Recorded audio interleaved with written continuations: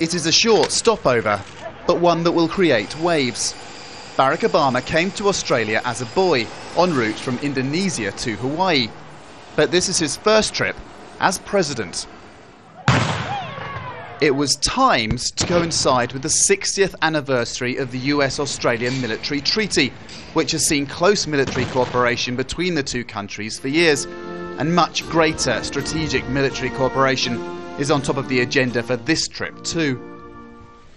With the president by her side, Australia's Prime Minister Julia Gillard announced the permanent presence of US troops on Australian soil.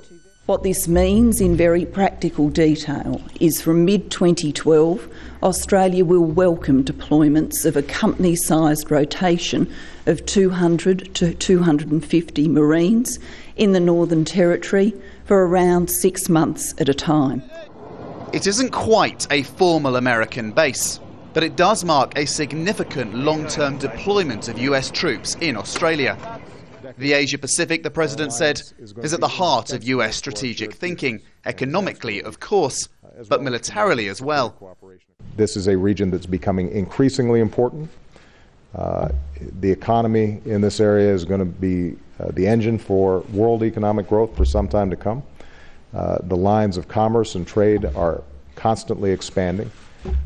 And it's appropriate then for us to make sure that not only our alliance, but the security architecture of the region is updated for the 21st century. And this initiative is going to allow us to do that. Let's go. Get ready. Although the President denied it, more of these joint training exercises in Australia, as well as, in all likelihood, Americans training in Australia without Australians, is being seen as a strategic response to a more assertive China. America wants more troops in the Asia-Pacific region, out of reach of Chinese missiles, but near enough to send a signal. We're here, and here to stay. The President calls it the security architecture of the region.